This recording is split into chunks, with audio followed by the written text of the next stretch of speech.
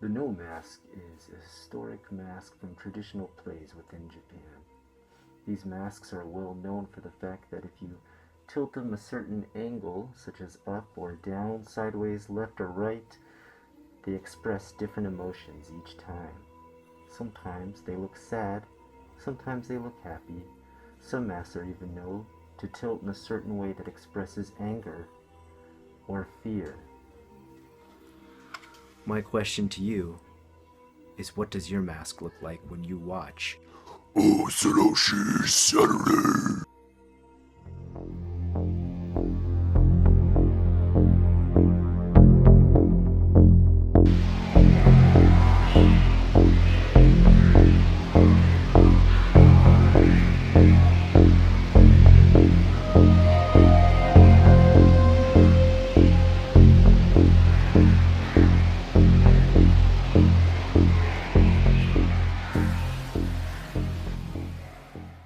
Welcome back, everyone, to another Osoroshi Saturday. I apologize for the very long sabbatical I took from this series. It was mostly due to the fact that I worked on 2 horror films this year. I really enjoyed making those. They were fun projects to make. I've got a great response from them, but I will say, wow, those take up a ton of your time. Those of you who've never worked on a small or low budget film like I just did, you would find out that editing becomes a big part of it. You film in a couple of months with no problem, but to sit down and edit takes an absorbent amount of time. It was crazy how long I had to sit down and edit those films. I apologize for the lack of Osoroshi Saturday while I made those. I am going to go ahead and add them to the list of Osoroshi series for this year. If you have not already watched those, I highly suggest you will enjoy watching Cursed Urban, which was my second film, and the very first one, which was just called Smudge Mouth. If you haven't already watched those, I think if you are an Osoroshi Saturday fan, you will enjoy those. But that brings us into our main topic today of small, short, independent films on YouTube. Horror is a tradition that has been expressed through multiple plays throughout Japan, whether it be Oiwa or Kiku of the Well.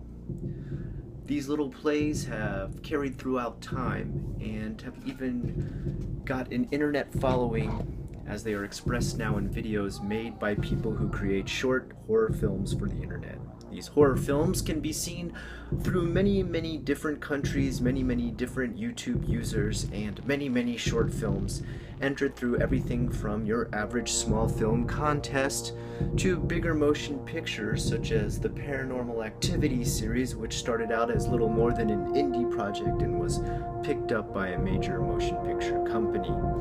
Each of these films have their own unique taste on horror, some quite expressive, such horrifying films as Don't Answer and other small shorts like you're seeing here right now. Different types of horror are expressed in low-budget ways, but nonetheless tell a story that is creepy. The best parts about these short films is the fact that they're not money-driven. They're actually driven by passionate storytellers who wish to tell a horrific tale through low-budget, little to no gore, in almost all stories. That's one of the best parts about Japanese horror. I'm going to show you in just a bit here a very short Japanese horror film that is on YouTube right now. I'm going to go ahead and speak over it while it plays due to the fact that it will obey the non-DMCA laws and allow me to express an opinion on a piece here with the Fair Use Act. And it will also let me show you a little taste of what Japanese horror is like when it comes to low-budget short films on YouTube. I think you'll be pleasantly surprised with this short film called The Room.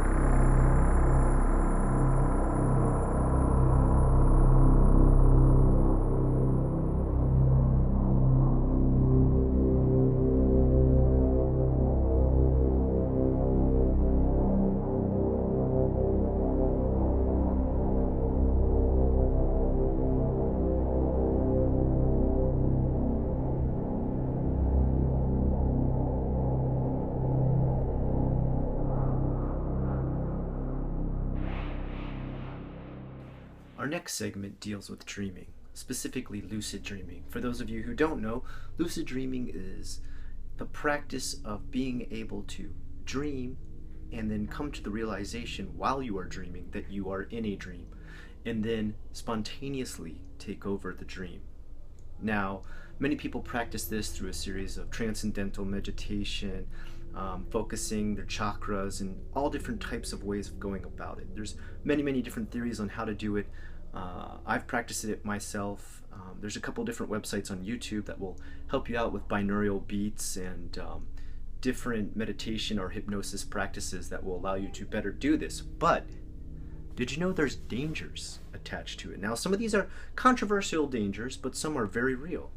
Let's go ahead and read some of these, some of the horrific things that can happen when you are trapped inside of a dream. Addiction. Lucid dreaming can be used for different purposes. Some may want to just try it for fun, and some use it as a safe drug or a personal virtual reality machine. Having fun is a fully valid application of lucid dreaming. However, be careful not to become addicted in such a way that you try to escape your waking life.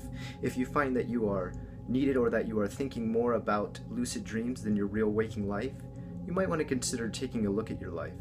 If you're accomplishing the goals you have for yourself and are content with the state of your life, there's likely no cause for alarm. If you see that your life needs work, you might need to take a break. Alienation. Most people have never even heard of lucid dreaming, much less ever experienced it. Some people are also less than open-minded and receptive to new ideas. Don't be surprised if someone considers this whole phenomenon weird or crazy. Don't preach. Either you don't have to convince, nor do you have to proselytize to anybody. Often people who spontaneously lucid dream, especially children, may find it surprising that not everyone does. Disassociation. Lucid dreaming may weaken the borders between waking and dreaming, the conscious and subconscious mind, the reality and the fantasy. This might lead to problems of a dissociative nature. Probably the most common form of dissociation involves having problems distinguishing your waking memories from your dream memories. Everyone who recalls at least one dream will have to sort out their dreams from reality in the morning. This can be a problem for those who have previously had zero recall and due to lucid dreaming now have major recall. So this is pretty much, you eventually reach a state, if you can push it to this limit, which would probably be pretty hard because practicing lucid dreaming takes a lot of stability and practice and skill, in which you might lose track of when you are awake and when you are asleep. Let's move on to some of the controversial ones. Now, these are ones that are kind of like on the edge and pushing the envelope of what could possibly happen. So don't take these totally full. Take them with a grain of salt. Controversial. Exhaustion. Some people believe that experiencing many artificial induced lucid dreamings often enough can be very exhausting. The main reason for this phenomena is the result of lucid dreamings expanding the length of time between REM states. With fewer REM per night, the state in which you experience actual sleep and your body recovery becomes infrequent enough to become a problem. Inability to stop. If you have trained your mind to the point to where it can step over the boundary without conscious effort, you might find it difficult to stop. Do not become alarmed if you have trouble stopping the process of lucid dreaming. It is possible to get out of the habit. As long as you truly expect to stop having lucid dreaming regularly, you can, but some people can get stopped into a non-stop cycle. Undesirable false awakenings. One of the advantages of having lucid dreams is being able to change a dream or wake up if things are not turning out as planned. But sometimes while trying to leave a dream, you'll get stuck in a series of false awakenings. A false awakening is when you seem to have woken up but are actually still dreaming. For example, you may find yourself waking up in a room and sitting down to watch videos on YouTube. You may actually just be sleeping right now. Next up, we've got ourselves a creepypasta and a little bit of an urban legend weaved in between, and it's something that apparently has come true over time. This is a very famous and well-known urban legend in Japan known as Hanako-san, which is a female ghost, or at least it seems to have a female presence, that haunts elementary school bathrooms. But apparently in this story, something true to life actually happened connected to this, making it a modern-day creepypasta. It's titled literally Japanese Urban Legend That Came True. Toire no Hanako-san, that is Hanako-san of the toilet, is a famous legend associated with Japanese elementary schools. The story tells of an omnipresent ghost who is thought to be the spirit of a student who committed suicide due to excessive bullying or ijime. That would be like mean acts, I guess would be how it would literally translate. However, the entity is also known to just appear for no apparent reason. Hanako-san is a popular legend in elementary schools in Japan and supposedly haunts the fourth stall of every girl's bathroom. Characterized by a pair of stark, gleaming eyes, the spirit scares any person who sets eyes on it. Not known to be malevolent and vicious or any sort of malicious way, Hanako-san is simply an eerie entity that only serves to severely scare its victims. Well, let me tell you a story. I was on summer vacation and I came back to town, so my friend and I decided to go to the library. On the way, I started talking about urban legends. She said that she wouldn't believe it until she's seen it, so I took her to the bathroom of the library and bet that she might be shocked because I was thinking of a prank to do to her. So I put a camera on the corner of the ceiling as I called her in. As she was about to come in, I hid in the third stall to scare her. Just as she ran out of the bathroom and the door closed on its own, I thought she wanted to try and scare me in return. I went and knocked on the door and said, "Come on, open the door." But in return, someone behind the door said, "Stop kidding," and opened the door, Juno-san. Just then I felt a cold chill, a wind blowing, and then I got scared really fast. I shouted, "Piss off! Open the door already." My friend cried and said with a frightening voice, "Hold on, I will call someone for help." And I said, "Yes, please go, hurry." I turned and sat down on the ground, and after a few seconds I heard singing. I looked around, but nobody was there. I thought I was imagining that I heard something, but it became much louder. I began to feel cold. I shouted, "Are you there, Hanako-san?" And she answered, "I am there." And then I saw a girl about 14 years old, staring right at me. Her eyes pierced through my soul. Then suddenly the door slammed, and as it slammed there was a man, my friend, and a boy our age. I just looked at them, shouting not to come near me. They come in there and they find her talking to herself and cutting her own hair. And when they finally try to get her to stop, she faints, wakes up days later in a hospital. And she asked people what had happened to her, what she had done, why her hair suddenly cut, and they explained to her that she had gone into this fit of madness and started cutting her own hair. And apparently her friend had never been with her the whole time. The parents of her friend came and talked to her about her experience and said that they had heard she had gone to the library bathroom to experience the Hanako urban legend, and that her friend, who had died unknowingly to her while she was gone on summer break, had wanted to do the exact same thing, go into this bathroom and do this urban legend sort of Bloody Mary type ritual. And apparently while she was in there, it was the ghost of her friend who kept her safe and stopped her from being dragged into the toilet by Hanako-san. Her friend's name was Hana. So when she asked for Hanako-san to come, Hana came instead and protected her, stopped her from being dragged down into the tubing and crushed. She was found by the two people who then rescued her, brought her back. And she says, "The news came that my friend had died while I was in my hometown. We went to the library right after I came back, but her parents said she had wanted to meet me before she had died, and that had been her wish to go to the library. Later that night, I went to my room crying, and I called out, 'Are you still there, Hana?' She answered, 'I'm always there, Juno-san.' Now I know the girl that I saw in the bathroom was my friend, and her name was Hana. And about the camera, well, I had put a camera up in the corner to record what was going to happen when I scared my friend from coming in there. Only there was no friend to come in there and find me. There was a man and a young boy, and a light in the background behind them, with smoke around me. I still call her and she answers because I was her only friend while she was alive." So this is what I've put together from translating some of this one. And I know it's a little bit convoluted. Nonetheless, it appears that she was visited by a friend who protected her in a time of need when Hanako-san came after her and kept her safe until the two people came to rescue her. Kind of a spooky tale. Okay guys, it's time for everybody's favorite Ghosts on Film, where we explore different footage found around the internet of supposed ghosts caught on film here in Japan and other parts of Asia. I've expanded it onto international different parts of the world because this is a very large expanded series of Osoroshi Saturday. I hope you enjoy.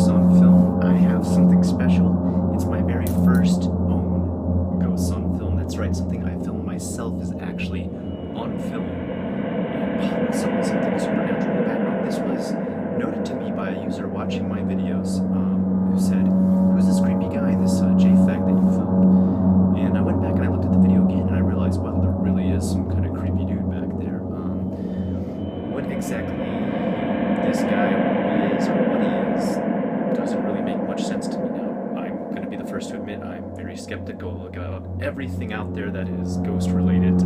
As much as I love covering this stuff and researching it, a lot of it I just don't believe, I'm going to be honest with you. But for the very first time, I have something strange on film. It is this guy in the background. You can see him. I'm going to slow it down a bunch here for you so that you can watch the whole thing and see it in slow motion. And someone might just say, well, who cares, whatever, this is just a guy standing in the background who just happens to take a creepy stance or look like a creepy, silhouette or shadow in the background. And so I went to investigate it, the same place that I had passed by before, because this is a place I pass by every day to go to my job. Nobody lives there. Nobody. Like, the whole apartment complex area is not being lived in at all. So I'm not sure what this presence is right there. And it's not like it was like a maintenance man or anything like that. Like, these have not been kept up with or repaired or anything anytime recently. And it would be trespassing if you were underneath that area or in that area. There's no homeless people living around there. This is like the countryside, and homeless people tend to stick within the inner city. I don't know what this is. I don't have an explanation. I don't have a story behind it. I will continue to further investigate this, and when I do find out more, I will let you guys know first, of course.